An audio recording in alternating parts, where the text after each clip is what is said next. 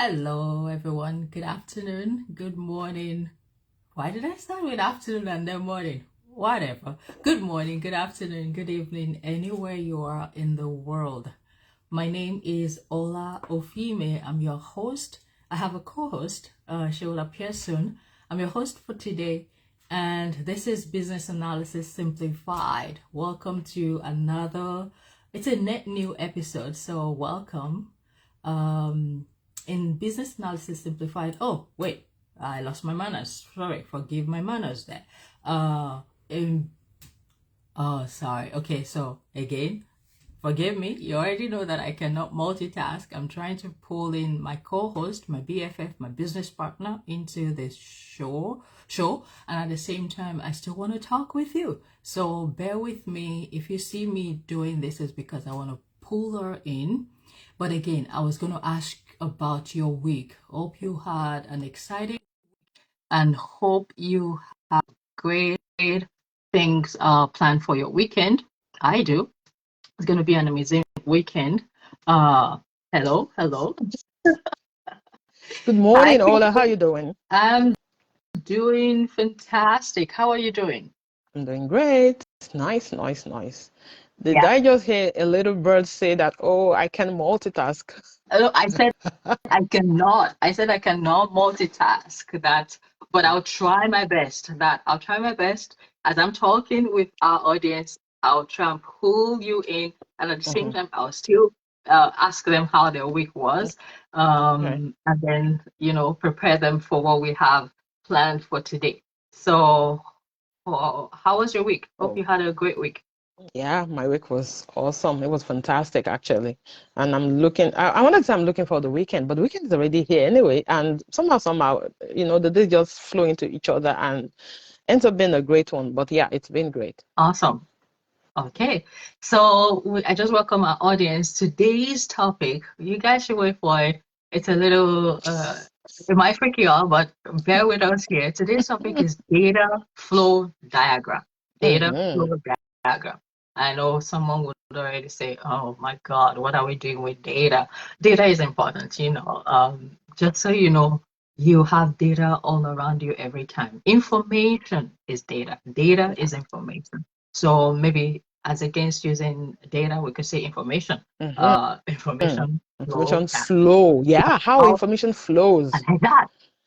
How does Oh it my God, flow? Ola, that's brilliant. Uh, Because I know yeah, that I'm one gonna data just can be a if little you freaky. Ola, just if you lose me for 1 second there, I'm still in. It seems like my internet's a bit wonky, so I'm gonna try to do with that. Let's see. Okay, it's indeed Am I wonky still because here? you Can just you hear went. me? It was wonky for a second, but I think you're back. I can hear you good now. Hmm. All right, Awesome. fantastic. Yeah. I mean, that's really, really genius saying data flow diagram, information flow diagram, because that's actually more digestible Yes, for, many people. yes. So information flow diagram, although I would like to call it data flow diagram so Yeah. that I could use the acronym DFD.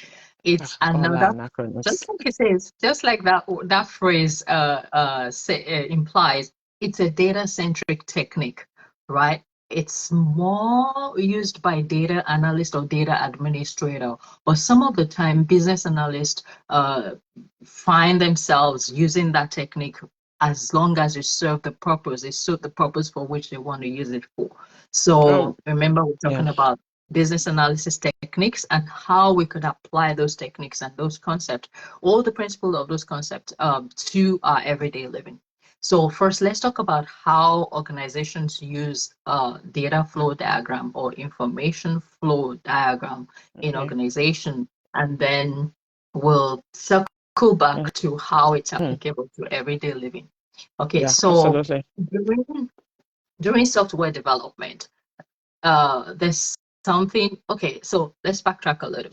Every organization have business processes, and Hmm. the business processes are either conducted manually or electronically, right? Yeah. So, and what we do when we say, okay, we're performing this business process electronically is because is that we have developed a software Hmm. to support that business process, right? To support the electronical performance of that of that process. Okay, Yeah. I'm going a little bit technical here, but bear with Yeah. me. So when we're developing those software, there's something called a database where all Mm-hmm. those information, all those data that's going to come into that software is going to be stored. And there's some kind of placeholder that database administrator will do to say, okay, this container will store this information, this container will store that information, and that container will store that information. Now, the data flow diagram is such that when you perform processes, you're using data within those processes. So you have inputs to perform the process, which will be the data, the information, the resources that is required, and then you perform action on those information or on those inputs that you have, and then you have desired outputs. So you have input, you have action performed on the input, and then you have outcome or Okay. output, right? So when those containers are reserved for those information, and then the software is eventually launched, and people start using the software to perform business processes. Now, when those processes are being performed, that it will pull information from different container as input, and then actions will be performed on those data, and then it will generate an output, and that output will be stored in another container. So you see input, action performed on the input, and And then then output. output.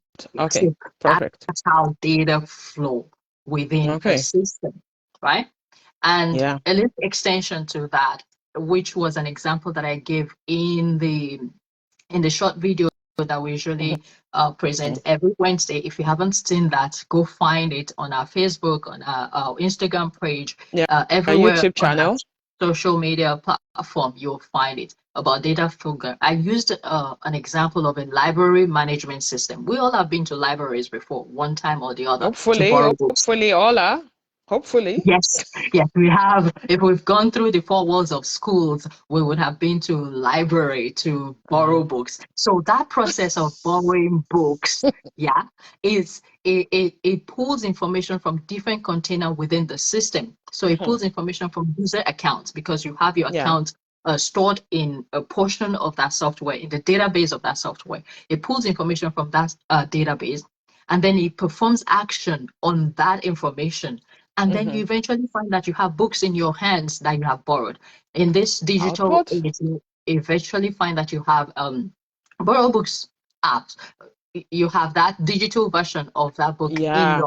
in your device, and you could read, right? So the data is flowing in the background without you knowing about it, right? Data is flowing from one container to another, right? To then give you a desired output. I don't know if I've Absolutely. confused that, but yes, help us put clarity to what Yeah. I just Okay. said. Thank you. Now that you're done with the boring stuff, let's go to the fun stuff, Yes, guys. Oh my yes. God, Ola. Okay, so essentially we're saying data flow diagram. So when this input, action, and output, what we're saying is there's a diagram that you see that you can actually tell how this information, it puts a visual to what Ola is trying to explain. And that's the diagram we're talking about this morning.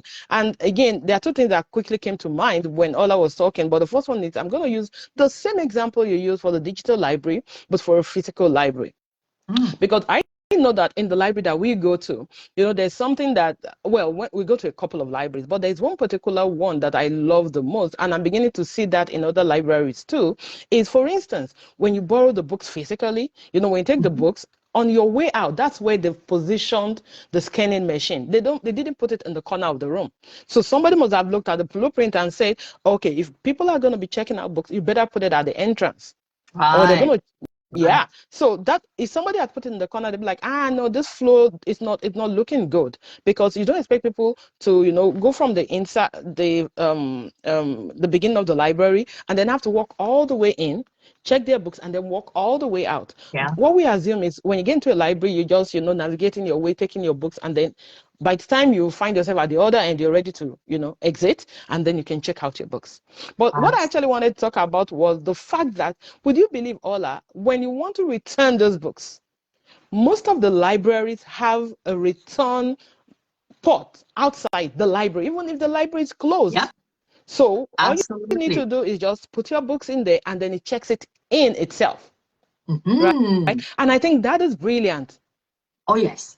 Again, that's the beauty of data flow diagram. You might not see it just side by side, but Hmm. what it does is it helps you streamline your workflow. It streamlines the processes, right? So because you're able to identify the redundancies, the inefficiencies within the process that you've developed, Yeah, either within the system or manually, yeah, and then you develop a plan to eliminate all those bottlenecks, to eliminate all those redundancies, to make life absolutely. easy for people that are Oh, going to be talk performing. about making life easy. That made, in fact, sometimes we remember that the book is going to be due today and it's 10 p.m. and I'm at home, I get the notification. I'm like, guys, pack those books, let's go return them quickly. Pack And them books, trust me, yeah. And then we right? pack the books, and the library is already closed at 8 p.m., 9 p.m., or even 5. It's a Sunday. So what do we do Mhm. instead? We just drive to the library and boom, we drop the books and what do they call it? We don't have to, fines are averted. We don't have to pay fines because we put it in before 11 or 11:59 that Right, day, right. and it scans it in. And do you know, I'm such a happy camper just because of that feature. And I know it's because somebody had looked at the blueprint, the diagram of how information check in, check out, and say, Mhm. we need to put something at the door that helps people to check the books back in without Right, a physical human being actually being there, right, to right. do the check-in. And even talking to the digital version you're talking about, the app that I have automatically checks in the book after 2 weeks, whether Oh, you it remember does? or not. Hmm. Mhm. Except, Mine doesn't, but that's fine. It could be a really fake app that I have. But mine no, doesn't. again, If I don't actively, if I don't actively submit it, it's gonna find me after 1 day or after 2 days, and I forget Ola, to check it. I don't know. I don't know that library. They're more about the money. I'm talking about Calgary Library here. Very, very human, Oh proactive. They yeah, love the people. brag on. Yeah, I'm gonna brag now. So it automatically, except you go in before the 14-day period and say you want to renew it, then it Yeah, renews yeah. from the We 2 weeks. have But if you renewal don't do options. that, by default it returns. And that way, I'm so excited. I mean, sometimes people are like, oh my God, I'm not done reading this book. But you have a response to go in and then, renew those books before it gets automatically returned, and then Right. saving, you don't have to pay fines and all of that. Imagine, I would be really irritated if every time, because we do a lot of reading in my house and I do a lot of reading to, like, all that, but every time I have to pay fines because I forgot to check in a book. Oh no, you're not going to like me too That's much. that's okay. Yeah, Yeah. yeah. And So, so yeah, I was funny. thinking as you were talking that, okay, Mhm. our audience, maybe one or two of our audience might say, oh, okay, yeah, good talking about library. Okay, what else? What else can we apply Mhm. this data flow diagram Did that you you've come been up with chatting something? about? What else can we apply it to? Mhm. And I'm thinking what's coming to my mind is, and you know, I'm big on health and Ah, fitness. When you have health here and we go fitness goals, again. health and fitness goals you have goals, right? And so your input to those goals will be something like maybe having a diet or exercise plan. So you Mhm. you you have a plan for your diet, you have a plan for your exercises. If you're going to go to the gym 3 times a week or gym 7 times a week, depending on how Ooh. really intense you get, right? So those are your input, Mhm. right? And then when you begin to actually take action, right? The processes, yeah, the workouts, yeah, the meals. So when you go Mhm. for the workouts, when you take the meals that you've planned, Mhm. yeah, you're performing action to those inputs that you've put Yeah. into, yeah, And God help that you've you that you identified. get what kind of output now? And the output, tell me, the output is improved health, Mhm. fitness, and well-being, right? You see Mhm. those muscles. If you're aiming to, build on muscles, you see those biceps really Mhm. popping up a little. And if you're looking to trim down, you see that, okay, your clothes are actually fitting well now. You don't have to Mhm. go shopping for new clothes, right? So you have input, you have action performed on those input, and then you have desired output. You have Absolutely. flow of information from one state to From one another. state to the other. And again, I'm going to take us back because I know that it's three items here we're talking about: data, the flow, and then the diagram. So all Mm-hmm. I just with that health and fitness tracker thing, it's more of the flow. So I'm gonna go back to cap it up with the diagram now. Again, one thing that would really resonate, and this again came up to me while Ola was trying to explain the how organizations use DFD, is in a house when you want to build. Mm-hmm. And again, you know, I have my background in construction, so it's something that you don't even want to joke with. When you want to build, you come up with a blueprint of, okay, the sitting room is going to be here, the room is going to be here, the washroom, which we call bathroom in some places. We're talking about the bedroom and the toilet now, but we call it washroom here on this in this side of the wall. So the washroom is going to be here, the kitchen is going to be here, the dining or the sitting area is going to be here. When you look at all of that, you could say, no. When the washroom is, I'm not really comfortable with. I want a washroom in every room. And why? Because you don't want somebody waking up. Now, it's the flow of human being in the house we're talking about here. Somebody wakes up from their room in the middle of the night. They need to go to the washroom. They have to get out of the door, come to some place before they get to the washroom. Make a But yeah. very go round. Yeah. But instead, you're saying, okay, put a washroom in the room so that all they need to do is just sleepwalk their way from their bed and then go to the washroom, do their business, and sleepwalk their way back and jump on their bed, right? And that is perfect. Yes. And then you want to say, okay, entrance, exit. Where is that? How do people flow in this house? You don't want to have the two doors side by side, right? So most likely you will see that one is in the front and the other is at the back. God forbid there is a fire in the front part, you can exit through the back. God forbid there's something going on at the back, you can exit. But imagine your architect coming to you with, oh, there's going to be two doors in this house, and then they put it side by side. You're like, what? Excuse me? Yeah. Yeah, what's going on here? That's a crazy architect there, right there. So it's a flow. It's a flow. It's a flow of and again, people. Go ahead. Sorry to cut No. you there. I was gonna. I was just saying that it's a flow, but it's a flow of people. But it's shown on a diagram where you can see how you navigate. You want to take food, you're cooking. You rarely see a house where the dining room is like on the other side of the house and the kitchen is here. It's the flow. You take food from the kitchen, you sit down and eat it. You're done, you put your dishes back to the kitchen. You don't go to your room first and then go to the washroom and then go to the dining room. It's in the flow. So if we can conceptualize that, then we understand what we're talking about data flow diagram, how data flows within an organization. Absolutely, 100%. And again, to buttress that, it's because we want to streamline workflow. We want to optimize efficiency as best as possible. Like the analogy of the door being in two different portions of the house, right? You're walking from one portion entrance and then you exit. You could exit from the same entrance you came in from, but you have option to exit from another Absolutely. From another portion of the house, right? Absolutely. So the constant streamlining of activities, of processes, making things better every time is important, is absolutely important. And that's where the data flow diagram, the flow of information or the flow of data comes in. How it's helpful. And again, something that's coming to me, which I think could be applicable, like literally to everyday living, is communication. Again, I'm going to go with the idea of input, action on the input and output. Okay. So your input for information, for communication, is maybe you have messages that you want to pass across, or information. I have a message, a friend that I want to pass across to you, or I have a message as a spouse that I want to pass across to my spouse, right? That's the input.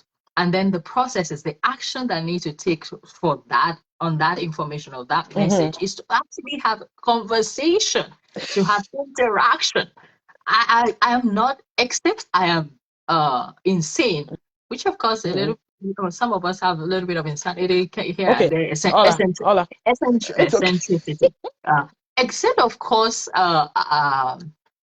some form of insanity is going on, is when I would expect that my spouse already should know what I'm thinking. I don't have to communicate it. They should just know, right? They should be a mind reader. Mindreaders.com. They should mind read and know exactly what's going on in my mind and act based on what is going on in my mind. No, that's not possible. You're putting too much demand on your spouse, on your friend. If you have a message and you don't communicate it, you don't have a conversation, you don't have an interaction, you won't get a desired outcome. You won't get a desired output. So you have Yeah. an information, you have a message, you engage the person in a conversation or in an interaction so Okay. that the person No, can no, gain keep going. understanding, right? Yes, I know I trigger something in you. Let's share it. No, I'm just thinking of a situation where a spouse wants to communicate with a spouse, and instead of just communicating and talking, I mean, there are different ways. We're saying the flow. You need to know what works and how to communicate. But imagine a scenario where I have to tell my son that go and tell your dad that blah blah blah, blah, and then you talk to the son, and the son now goes to talk to the dad because this happens in some families. We shouldn't even be laughing at this because it's really Okay, pathetic. okay.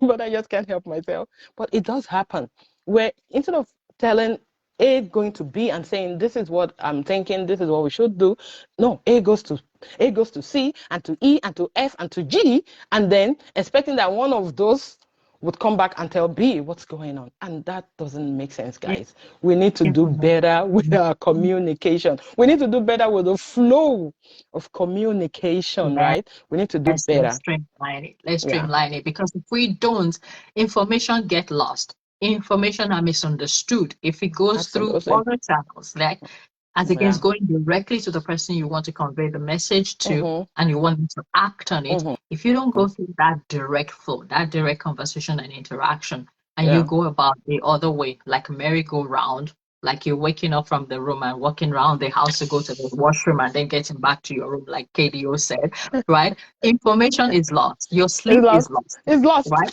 It's lost. And you can't get And back into it. God help me if I go through the kitchen to get to the washroom on my way back, sleep is lost. I'm just gonna stop by the fridge and grab something.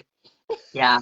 So I hope we've been able to draw enough parallels and then, from the principles of data flow diagram. It's for us as individuals to streamline the processes and the workflow that we have in Mm-hmm. the house or with ourselves in our Yeah. relationships so that things don't get lost and so things are not muddled up in muddled water. Or how do they call it? How do they say that? Right. And then someone might ask that, okay, you were talking about these techniques. Why do we even need them? Right. And Paula, my we already beat that to death. That I okay, mean, benefits of this techniques, benefits of why business analysts need it. I'm just looking at the time here so that we don't. yeah, Again, for we're sure. really, really, yeah, Oh yeah, we're we running out of push it time. to another day. Yeah, Yeah, for yeah. sure. Okay, But again, so thank you, everyone. sorry, Yeah, Ola, go just to put it in context, we know that we're talking about all these BA techniques, that different techniques that business analysts use in getting their job done. If it's not A, it's going to be B. If it's not B, it's going to be C, D, E, whatever that is. But because we don't know, that's why we come here every weekend and then every Saturday and then have this conversation about the different techniques. You might find yourself using it, and then you may use it in your everyday life too, because that's really profitable to you, right?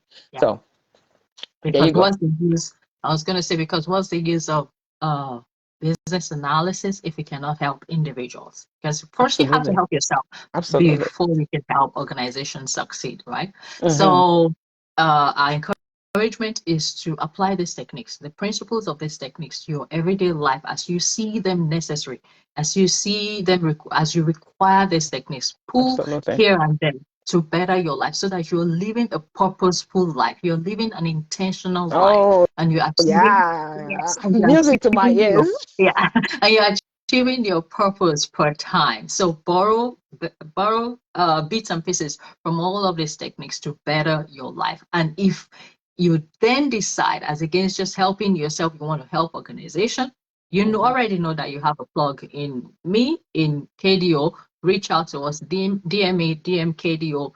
Let us know. We walk people step by step, module by module, to gain those skills, to acquire those techniques, to then be helpful to organizations, and then to increase your pay rate and your pay range. Yes, and then to better. I love that. Pay range. Increase. Yes. Go. Good, So good, good. All right. okay. So until next time, Katie, Mm. do you have a last word? Because I'm gonna just disperse our No, no. audience with I'm the just gonna go this way with the increment in pay raise, pay rate, and pay range. I love that. So I'm just gonna be simmering on that one. I love So that. guys, Okay, so take care. to all our audience out there, we encourage you to join us in our next episode of Business Analysis Simplified, right? We simplify business analysis. We draw parallels between a business analysis technique, concept, or idea, and we draw parallels with our everyday living so that you can live intentional lives. Until then, embrace the magic of purposeful living and intentional living. We'll see you Absolutely. next week, On the next one. Saturday. Take care. Bye. Bye.